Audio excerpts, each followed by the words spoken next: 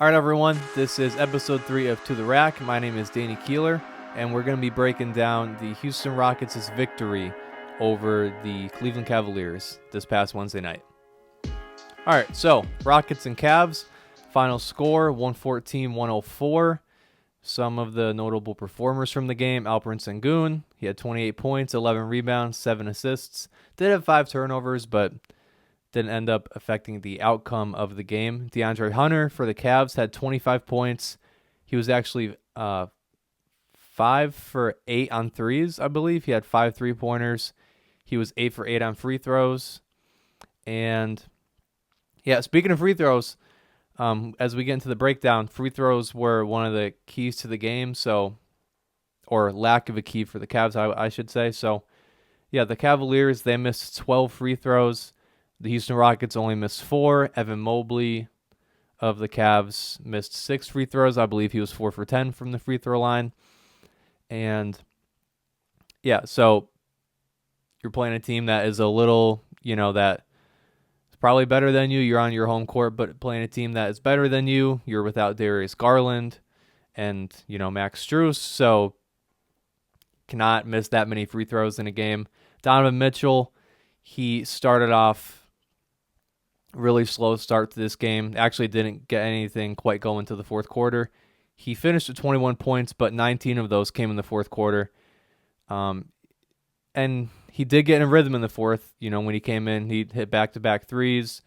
He had some nice drives. I believe he had 3 threes total in the fourth. So, from the jump of the game, Houston was doubling him on ball screens and just, really forcing the ball out of his hands whenever he was in the pick and roll, running the pick and roll. And yeah, he was 1 for 7 in the first half. He didn't even take a shot in the third quarter.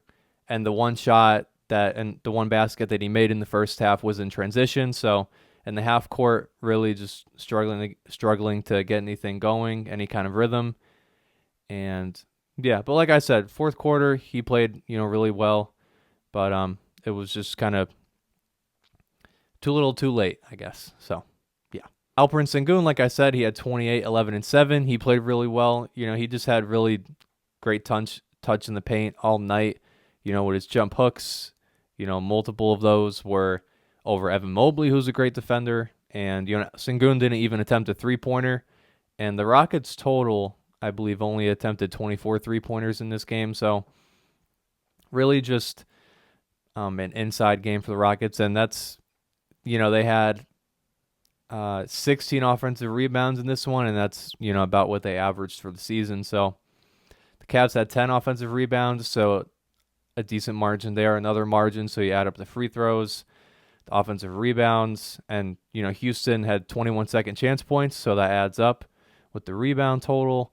And, the Cavs only had 6 second chance points. So the Cavs really not winning in the margins, free throws, offensive rebounding, things like that. And, they were off from 3 as well. They were just 12 for 39 from 3. They actually averaged 16 threes a game on the season. So that's 12 points lower than that's 12 points lower on threes than they average. Amin Thompson had 5 steals. He didn't make any threes. He only shot 1 3. One of the, crazier plays in the game, or the craziest play in the game, was Jarrett Allen's dunk on Alperen Sengun. Now, it didn't count because it was an offensive foul. Jarrett Allen went up and he hit Sengun with his offhand across the face, so it was an offensive foul. But it was really like a Blake Griffin style dunk. I don't even know if his hand touched the rim. He kind of just elevated and threw it in the hoop. So it was it was a crazy play. Maybe could have been a big momentum play if it counted, but obviously didn't. And then the clock was stopped and play was stopped for a little bit because I think they were looking if it was a flagrant foul, but it stayed just a regular offensive foul. Shout out Lonzo Ball. It's just watching the game. It's just nice to watch Lonzo out there. He's dealt with, a decent amount of injuries over the last few years. So, he just plays the game the right way. He didn't stuff the stat sheet tonight. He was 2 for 8 on threes, although both of those threes came in the third quarter run. So that was good. And yeah, we'll see if hopefully he can stay healthy for the whole for the rest of the season and then the playoffs. And yeah, it'd be fun to watch him with them in the playoffs. So hope all goes well for him there. And Aaron Holiday of the Rockets. Doris Burke pointed out on the broadcast that he's been playing a little bit more because Tari Eason of the Rockets is injured. So he had 14 points in the fourth quarter. So he was a part of the Rockets just helping fend off the Cavaliers in the fourth. The Cavaliers did go on a bit of a run in the third quarter. So yeah, the Rockets mainly controlled the game throughout. They started off, I think they were up 8 in the first quarter, and then maybe they were up like 14 or around 14 at the end of the first quarter, and then extended the lead a little bit at halftime. And yeah, so the Cavs, they made a run in the third quarter, but Houston, like I said with Aaron Holiday, they were just kind of, anytime the Cavs made it close in the fourth quarter, it just felt like Houston had an answer on offense, or they were just able to get something on offense. Yeah, and like I said earlier, Darius Garland was out. So Garland out for the Cavs, Max Strus out for the Cavs. Finney Smith is still out for the Rockets. Like I said, Tari Eason out for the Rockets, and Van Vliet also out for the Rockets. Not sure if he's going to play this season. So yeah, and just some of the final general takeaways from the game. Just a really good win for Houston. Controlling the offensive glass against the Cavs, who have Mobley and Jared Allen, is impressive. And the Cavs miss Garland.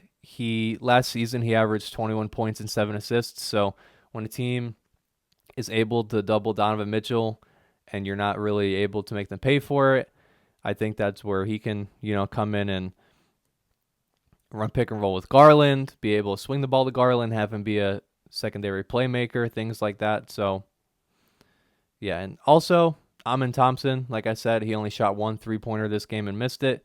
He is shooting about 21% on threes this season. You'd like to see that number a little, definitely higher. That could be a limitation for the Rockets, in the playoffs. If teams scheme him open and try to pack the paint a little bit more. The Rockets do lead the league in offensive rebounds, so if teams want to pack the paint a little bit more and defensive rebound and secure rebounds and leave Thompson open, then maybe that'd be something they do. But also, Thompson is very athletic, so I'm not sure if you want to give him a running start to the basket. If you're sagging off of him, he can get a full head of steam and just elevate and, maybe a floater or a layup or make something happen. So it's kind of still not a clear answer for other teams what to do with him if they wanted to try to scheme him open. But yeah, you definitely like to see the 3-point percentage for him a little bit higher, but he's still a young player, so we'll see what happens with that. All right, everyone, that is going to do it for episode 3 of To The Rack. My name is Danny Keeler, and if you enjoyed this episode, don't forget to like the video and subscribe if you haven't done so already, and I will see you on the next one.